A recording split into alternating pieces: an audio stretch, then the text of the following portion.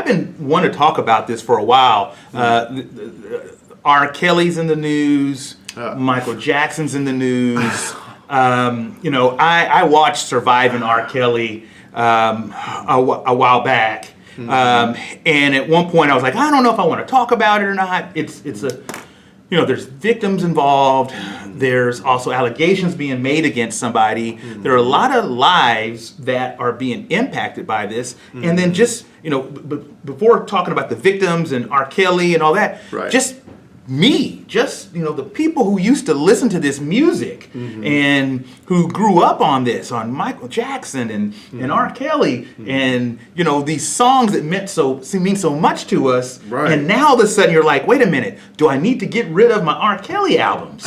And do I need to get rid of my Michael Jackson albums? Do I need to, is it okay to be listening to this? And it's mind-boggling. It is, and it's interesting that you said that. Lauren said, "Good morning, fellas." He said, "Did anyone watch Leaving Neverland?" I did. Just shocked. Lauren. So last night I was watching Leaving Neverland, the first episode. I haven't watched the second. I watched also the after show with Oprah Winfrey and everything, and it is mind-boggling. It is extremely sad. I was tired. I'd wake up, and all of a sudden I'd be hearing this story of a 7-year-old boy talking about Michael Jackson doing things to them, and you would wake up, you're like, oh my God. And so it is absolutely horrible. It is horrible to think that there are these victims of abuse by their idols. And so there's a lot of grooming that's alleged to have been going on where Michael Jackson, for example, would be grooming the kids and sort of getting them and the whole family and preparing them in a way that they would trust him and then allow him to kind of keep going over and over again, just crossing boundaries. Yeah. And so, again, these are all allegations, but again, we got these documentaries that are being produced, and then from there, a lot of things leap from one thing to the other. Yeah, I guess we could call this show The Fault in Our Stars after that movie. Yeah, and it does something to you. This used to be a big fear of mine. I was always afraid to meet somebody famous because I was afraid that they would not live up to the picture I had of them in my head. Yeah. Like, what if you go meet, for me it was Dallas Cowboys. What if I met Roger Staubach and it turns out he was a real jerk or something? Or something was to come out in the news, and after you've had all these years, you've loved Roger Staubach as Captain Comeback, and then you find out, he had some drug addiction or something, it would just kind of ruin you. And then if it pulls other people in, kids, and you think, I was a kid when I liked him. Yeah. Yeah, it's dysfunctional and it's disheartening, to say the least. Well, and it's so hard, I think, today to... The reason why I think we're seeing this is also just how fast information is disseminated. Correct. And how it's disseminated so widely. Yes. And so people from the past in the 80s and 90s, the things you could do then are now sort of coming to light, or the allegations of them and everything, and then the impact and how this information spreads to everybody else. Everybody's hearing about it. It's a good thing and a bad thing, I think. I think so, and I think it makes us now have to realize, okay, we're all people, we're flawed people, we can do some horrible things whether you're a celebrity or not. Yeah. So the question then might be, so how do you come back? How do you return? Because we know this stuff exists on many levels, but how do you come back from a fall from grace? I mean, have you been thinking about that as well this week? Yeah, and so that is what we're going to talk about. Well. We're going to talk about how to come back from something like this, and to kind of take it down a notch, not go take it up, but take it down. Is just in our own everyday lives. What if you had a goal to lose weight, and then you find yourself way off track, and maybe someone in your family got sick, whatever, and it just threw you off, and you lose track, and you start eating everything you want to eat, or you don't work out. Or maybe you become sidetracked at work and you don't focus as much, and so you almost get to a point where you want to give up. You're like, well, wait a minute, I'm so off the mark. Why even keep trying? Yeah. Well, I think there's so we start talking about these steps now. So I guess the first step is to have a reality check as to what's going on. Like, to me, when you think of R. Kelly, when you think of Michael Jackson, you think, where in there was there a break from reality that made you not question the fact that you're doing things, in Michael's case, with these young kids, and then with R. Kelly with these women, these younger women? Like, where is there not this piece that goes, hey, wait a minute, this isn't right? Well, and so there's something about celebrity status and also just greatness. And so there are people who, when they reach a certain type of expertise or fame, we're enamored with who they are, and we're so caught up in the genius. There's these signs and things right in front of you that we ignore. And so R. Kelly. Yes. R. Kelly was dropping albums, all these great songs and everything, but he was going back to the high school. He was at the high school like every day, showing up with his boys, and the little teenage girls were coming out. This is all alleged, and they were hopping in the car with him and leaving. And this was a routine. Everybody saw this right in front of them. And he's making songs called, anyway, the Pied Piper, So his thing was normalizing sort of abnormal behavior. He normalized it, he did, in many ways. Did. And we accepted it. And we did accept it. And that's another question we could also ask. What is it about the people who knew that this was going on, who didn't do anything? For example, same thing with Tiger Woods. Yeah. They knew that he was having all these extramarital affairs and that he was pretty much just going after whatever he could go after until Nicole finally got upset with him and then confronted him. But people knew it because he did it with other celebrities and friends. So then what about that? The people who know you're doing it, but then don't say nothing and don't blow the whistle. Well, and that's the whole thing. For example, back to R. Kelly, there were all these people in the industry. There were like aunts and uncles of these kids who they were bringing to the studio to give them an opportunity. They knew there was some kind of awkwardness stuff going on, but they still brought them because they think, not my child, and we want to, or my niece or nephew and a niece, and we want to give them the opportunity. So you sort of overlook. Yeah. They were overlooking sort of the obvious for, I guess, the opportunity for fame. To have a shot, Yeah, this is so multifaceted in how many things that are wrong that go on, and then just the support of it. Because as we know, those who don't say anything are essentially in agreement with what's going on if they know something bad is going on. You hear that thought all the time. So let's just say, I guess, in the professional world, so we're hearing this, we're seeing all this. So in the professional world, and I imagine for a lawyer, you have a scenario, but I know in the coaching field, what do I do if I have a client that wants to hurt themselves, and it's beyond more than just talking to them? Well, but so a client that is intentionally, like, there's one thing to kind of, intentional stab yourself, take a bunch of pills, to whatever, but maybe their behavior is such that they are hurting themselves. Yes, and perhaps maybe whoever they're married to, or they're doing it to someone else. Like if I find that someone's abusive in coaching, and I get the hint that they're abusing somebody, and they're my client. Yes. See, now I have to act, because if I don't, then I'm like one of those people who sat back and watched and knew what was going on but didn't say anything. Yeah. So it provides a very interesting spot for me to be in. And then I imagine if an attorney, I'm sure you know of cases where they can do something that if they don't step on it right away, ethics then gets pulled into it as well. Right, and so let me be real clear about this as far as me and my advising and everything. if my client is doing something illegal, he is doing something illegal. I'm not doing it with him or her, and I'm out of there real quick. Okay. And number one is screening clients. If the clients are of that nature, I just don't even deal with them. So we're real careful about who we bring on. But then if they're doing things that sort of might be borderline unethical, we point it out. And, there's one thing to advise your client on things. There's a whole other thing to participate with your client. Absolutely. And I don't participate at all. And I view advising and counseling is where you're trying to, hey, do you see what's going on here? You need to be careful about this, and this might be coming your way, and these are the repercussions of this. If you do certain things, not only could it be a civil liability, it could be criminal liability. And I will point that out and usually clients, when they hear potential criminal liability, that they usually back up. Yeah. Well, and that's the thing. And so I imagine this is what we're seeing. This is the world that we're living in. I see Dylan's watching. Hey, Dylan. Hey, Jennifer. Hey, Evan.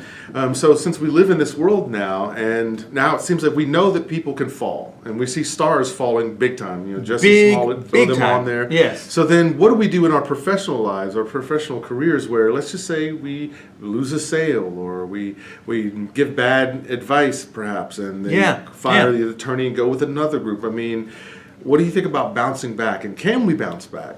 We absolutely can bounce back, and I think one of the things is getting back to basics, and Let's do it. Let's talk about that. And understanding, and this is why you have to know your why of what it is that you're doing, because whenever we get sidetracked, I think it's very important to get back to the basics of, okay, why am I in this profession, or why am I doing this transaction, and why am I negotiating with the other party? What are we trying to achieve? What were the best sort of outcomes we were looking for when we first got together, so that when something bad does happen along the way and everything, if you can kind of go back to that, it can hopefully regenerate sort of the positive potential outcomes that you were looking for. Yeah, I think that's good. I think it starts with, we always talk about the steps. There's always steps to becoming a better person, to losing weight, to being a better father, a better mother, that sort of thing. And I would say, I think the first step when you have realized that you have made a misstep is, I think, actually the realization of it. You've got to come to reality pretty quick about it. You can't wait till after the fact to start saying, oh, maybe I should change course. I think the quicker that we can discern or have people around us who can speak into our blind spots is the first thing to help us. Because we could look at all these people. Why didn't someone step in for Michael, Jesse Smollett, what he said, R. Kelly? Where were the good advice people to step in to help them in their blind spots? Yeah, they were. Yeah. Well, and so it's interesting, this interview that R. Kelly did with Gayle King, that everybody's seeing right now this morning, and they're going to be another tomorrow. He says, "Hey, Gayle, why is everybody coming at me? Because look, in the early 2000s, they brought charges up against me. And do you think that I would do this again? Or would I engage in this kind of activity or whatever?" And it was sort of, wait a minute, are you completely blind to the fact that, number one, have you done any of this stuff? Are you doing it or whatever? And just because you were acquitted some time ago doesn't mean that you can't later on do this activity. Yes. And the only reason why someone would do it again is because of some kind of addiction or something that they can't control. And that's what's screaming out loud. Everybody sees it. They're like, dude, you are into young girls and you got to get some help. You're singing and you're talking about it. Well, yeah, and it's funny because look how ironic that is. It's like him whenever you see people trying to persuade, where they're trying to persuade you really hardcore that that's not what they're doing, chances are that's exactly what they're doing. But the strange part is they're breaking from reality in that. It's like, for him to even ask that question, do you think I would do that again? Yes. Because you're addicted to this stuff, man. Do you not know that how you behaved in the past has a big deciding factor on how you're going to behave going forward? You're going to... Well, and so now here, what he pointed out was double jeopardy. So he started using legal terminology. Oh. And so this is where I think sometimes there's some confusion. There is the law, and there's the rule of law, of course, and everything. And then there's this just human interaction and behavior. And so we have to overlay human interaction, behavior, and misdeeds, whatever, and we put it into this whole legal system. And sometimes things aren't illegal, but they can be pretty darn wrong and horrible and everything. So he was trying to confuse all that. He was throwing some confusing terms out and everything, which was, I was like, oh, come on, R. Kelly. See, and when you're dealing with people who have a deep pathology, that they're really deep into it, they can't be trusted on any level to tell you anything with any kind of reliability because they're so deep and they're so dark into it. So I think that's why, from a professional perspective, all of us watching and listening on, we need to come to grips with the reality of what's really happening at the moment, not how you're justifying it, not how you're trying to work it inside your head, but what really is the situation that's going on so, right now. And so then to your point is about looking at what happened, what the issue is, or internalizing it, it looks very clear to me that he has not done that. It's true, or he's got people that are saying, you're R. Kelly, man. You ain't got to worry about that. You're going to be taken care of, man, because you've done a lot of joy. You've spread a lot of joy for a lot of people. People got your back. They're with you. Not in situations like that, because that could be your kid that is getting asked backstage at the concert, you know. Well, and so I know this is a little bit of a I'm digressing here, but I loved his music. Okay. I loved Michael Jackson's music. Yeah, I that's love. hard. That's hard. I love the Cosby Show. All of this stuff. I love it. And so, you know, what about us, people who remember the time when Michael Jackson, R. Kelly, Bump and Grind, all these different things. What do we do in this moment when we're hearing these kinds of things? Is it okay to listen to the music still, or not, or see? That's a great question. So I think it's going to come down to what you're able to live with. So like, if you're able to listen to the music and separate the artist from the person who did all these things, then perhaps maybe you continue to listen to Michael Jackson and all these other things.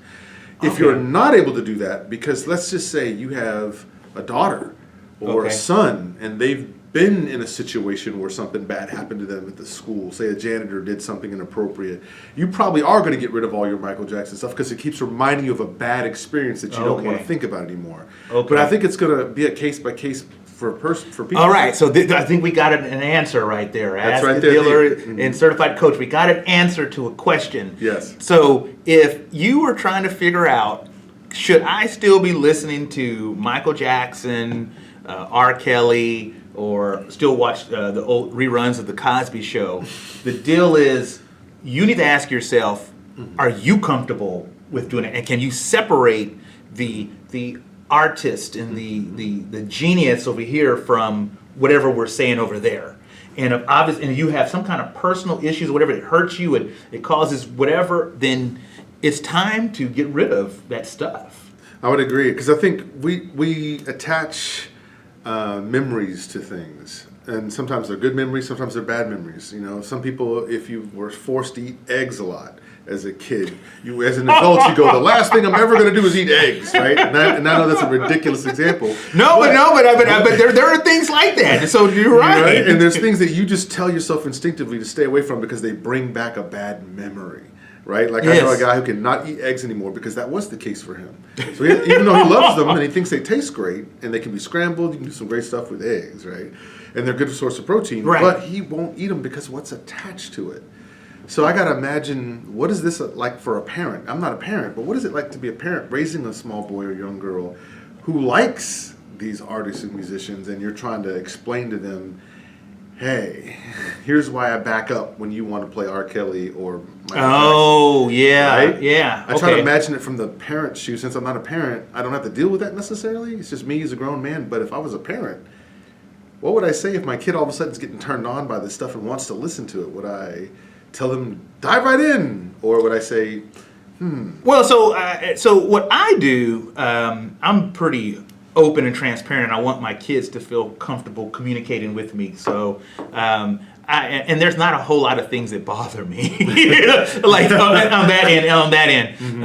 That's not the same for their mother, but and so I allow them to express themselves and feel comfortable doing so and everything. But what I do, I do communicate. Oh, you do know something about this or that. For example, even Jussie Smollett, for example. Yes. When it first came out that he was attacked, I immediately told my son about it because I was just like, hey, you do know that this happened, right? And I said, it sounds a little strange, but still, he got attacked, and you need to know about it because you're a young black man, and what if there's people out here running around with ropes and trying to whatever, But it turns out it sounds like that's probably not the case. Right. But so I did that, and then when it came out that it looks as if Jussie is lying and everything, I told him about that as well. Just let him know that that's out there, and hey, you want to be honest and tell the truth, and I use all these sort of examples as life lessons, and so I communicate that. That's the way I do things. I don't know if it's perfect, but that's what I do. You may need to let me know if I'm messing up.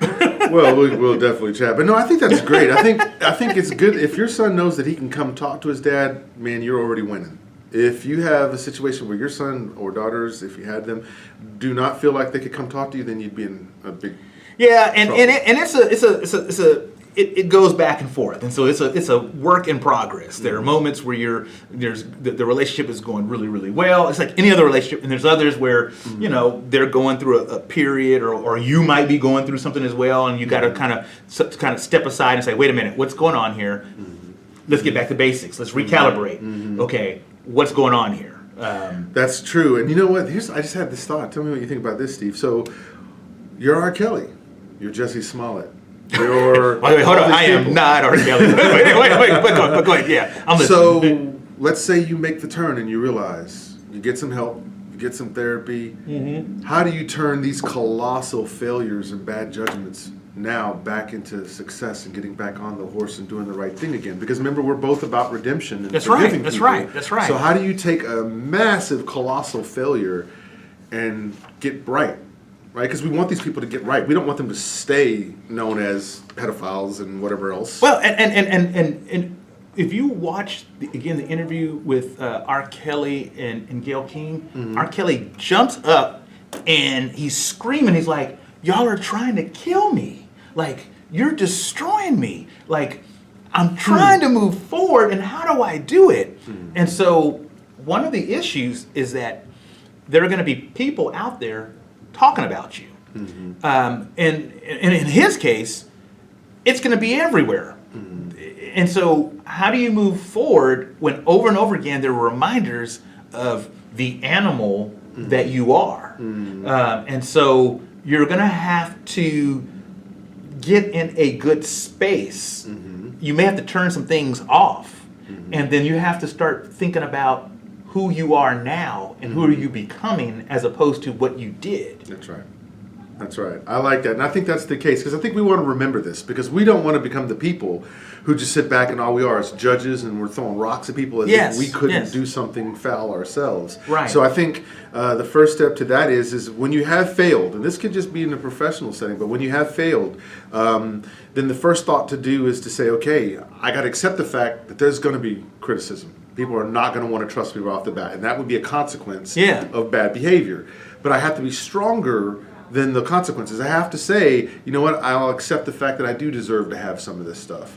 I do deserve to have people looking at me with a side eye because look at how I behaved. Yeah. But if I stay on a strong path and I keep doing nothing but the things that I should be doing and people can see progress, people will start to eventually soften on you. Look at Tiger Woods now after what had happened with him and all the. Oh, and did you see Tiger Woods shot over in the? Did you see in the trap and goes around? And so remember, his story is remarkable. You know, talking about somebody being in the dumps and then having all those surgeries, and everybody's just really calling you all kinds of things, and then Lost slowly sponsorships, his family, his wife, can't play, losing respect, and you're sitting on the sidelines watching all these other people start gaining momentum, and then you have to at some point say, okay, I got to get back in the studio, or I got to get back on the golf course, or I got to get back in the office, or I got to get back, whatever it may be. You have to get back to it because, everybody has a genius within them and has a gift. Right. And so, we all have our demons as well, And so, it's about slaying them and then also focusing on your gifts and getting back in the saddle. Yeah, I'll say something super, super positive about unhappiness right now. All right. You realize that unhappiness can drive you to find happiness? Because it's when you're unhappy and you realize things aren't going well, and I imagine all these celebrities that we've listed were unhappy on some big, even with all the money, with all the accolades, they were still not quite happy. They were still trying to pursue it through a thrill, even though it was illegal and bad and all these wrong things. Yeah. So it's interesting now that they're on the other side of it, or at least been called out, it's your unhappiness that can force you to go look for happiness. And if you can do that, Yeah. then you can change. You can start looking at things from a different perspective and a different lens. But I guess you also have to identify what is happiness, right? Absolutely. And I will say that they would say probably that I don't feel tormented anymore, or I don't feel like that demon is still poking me. Okay. Right? I imagine that's what they would say. So at this point, if they can get around good people, solid people, people who care about them, people who can forgive them, and then show them what the right way is, and then have that person latch onto that like the way they latched onto their deviancy, then you can see some change. You can't have success without failure. Failure Right. is the precursor to success. There's a relationship between failure and success, and you better hope that that relationship between those two, that they never break up, because one drives the other. Okay, all right. There's another nugget right there. Thank you for that. Well, so hey y'all, what do y'all think about Yes. this? Obviously, again, icons of the '90s and the '80s are Geniuses, these folks were. and so we're seeing these kinds of things happen. Right, just people crumble and fall apart. And then, and you're sort of rooting for them, but then also, you have to think about the victims. And so, hey, Yes. what we want y'all to do is, as you're watching this, send in your comments and let us know what you're thinking, and we'll respond to them as well. I thought this would be a great topic to talk about, and it's in the news. Yeah. And I think we're going to have to even look closely, even at the, for example, with Michael Jackson's situation. Here we have somebody who's no longer even living, and a full-fledged documentary, and everybody's on, coming out and telling their stories. And in one sense, he can't defend himself, Right. But there are serious allegations being made. There are, and then the family. Think about the family, the burden that they're having to carry about this, and it's in the public. Usually, families take care of their problems and squabbles internally. Yeah. But you can't hear when everybody's talking about it, everybody knows it, and it's Janet has to think about it. Tito, all of them have to think about. What does this say about the legacy of the Jackson family? Do we want to remember that we had some geniuses who could play music and did some wonderful things? Or are they going to be remembered by some indiscretions that were absolutely unthinkable?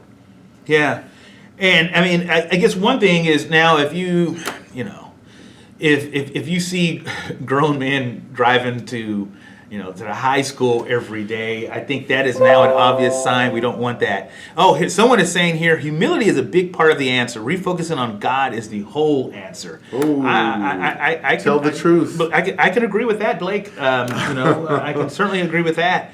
And that's part of that whole refocusing and going back to sort of basics, or whatever your higher order or whatever it is you do to try to take you on a higher level and higher plane. You've got to do it. That's true, because no one is all good and no one is all bad. We're a mixture of these, and depending on who we're around, what we're influenced by, you're the sum of the 5 people that you're around. Yeah. Hopefully you're around people who are uplifters, who are encouragers, who are people who build you up, not people who will cover for you when you do something shady. Yeah, and that's tough because you have your boys and your girls, and where y'all cover for each other and everything. And then as it's kids, you do things. You're like, that's my boy. We don't rat on each other and all that kind of stuff. But hey, we gotta have to watch it. Like, there's certain types of behavior when we get to a certain level, we're gonna have to okay, wait a minute, let's back up. Let's recalibrate. I think the way the friendships have to be done is exactly what we say about friends not letting friends drive drunk.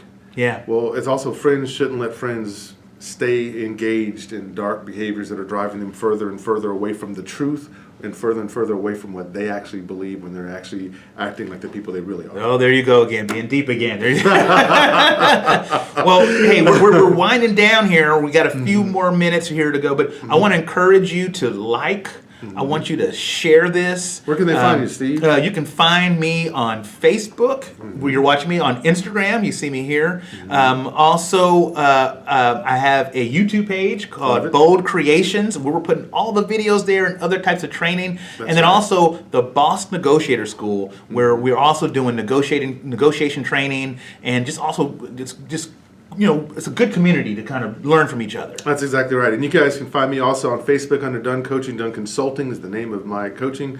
Also on PJ Dunn TV on YouTube. So same thing. We do a lot of mental vitamins for people. I like to send out memes. You'll see those on LinkedIn.